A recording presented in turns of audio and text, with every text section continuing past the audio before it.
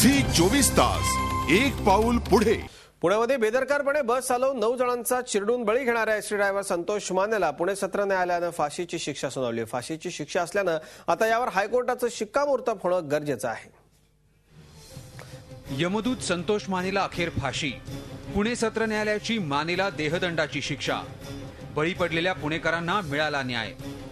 25 जानेवारी 2012ला बेदरकारपणे बस चालवून 9 निष्पाप पुणेकरांचा जीव घेणारा आणि अनेकांना जखमी करणाऱ्या संतोष मानेला पुणे सत्र न्यायालयानं फाशीची शिक्षा सुनावली आहे। माने मनोरुग्ण असल्याचा दावा फेटाळत पुणे सत्र न्यायालयानं मानेला देहदंडाची शिक्षा सुनावली आहे। हा दुर्मिळातला दुर्मिळ खटला असल्याचं कोर्टानं म्हटलंय।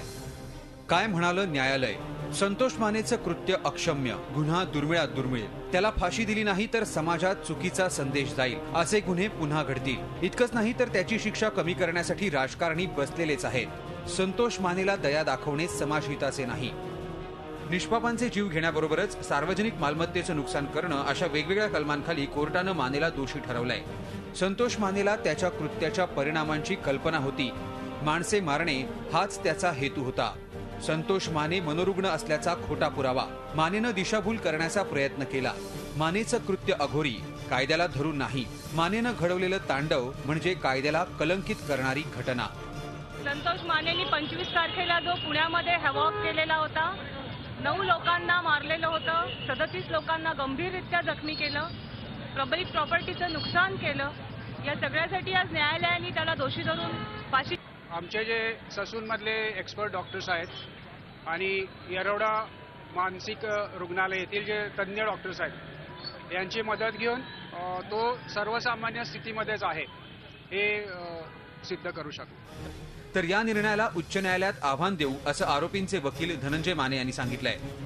या निकालाच्या विरुद्ध आम्ही मुंबई उच्च न्यायालयामध्ये अपील दाखल करणार आहे आणि या निर्णयाला स्थगिती घेणार आहे। अतिशय चुकीचा निष्कर्ष असा कोर्टाने काढलेला आहे। त्यानुसार हायकोर्टात आता निर्णय घेईल काय जे झालेलं आहे ते। वर्षानंतर का होईना या अपघातात मरण पावलेल्यांना या निकालामुळे न्याय मिळाल्याची भावना पीडितांनी व्यक्त केली। जे निकाल लागला त्याच्याबद्दल आम्ही समाधानी आहे आणि न्यायाधीशांनी आम्हाला न्याय दिलेला आहे, त्यात काय आम्हाला शंका नाही किंवा दुमत नाहीये। मला जे नुकसान झालं माझ्या मुलांचा, त्यांनी हे काढून घेतलं, बापाचा हात जो असतो मुलांच्या डोक्यावर तो त्यांनी काढून घेतलेला आहे। जी सरांनी शिक्षा सुनावली आहे ते पूर्णपणे मी त्याच्यासाठी समाधानी आहे आणि ह्याच्यापुढे अशा घटना घडू नये यासाठी हे एक चांगलं एक्झाम्पल ठरलं जाईल। पुण्यात झालेल्या या घटनेमुळे सगळ्यांचाच थरकाप उडाला होता। त्यानंतर एसटी डेपो मधल्या सुरक्षा व्यवस्थेचाही आढावा घेण्यात आला होता। आजच्या निकालामुळे पीडितांना न्याय मिळाल्याचं जरी बोललं जात असलं तरी अशा घटना पुन्हा होऊ नयेत यासाठी सुरक्षा व्यवस्था आणखी चोख करणं गरजेचं आहे। झी 24 ताससाठी अरुण मेहत्रे, पुणे। झी 24 तास एक पाऊल पुढे।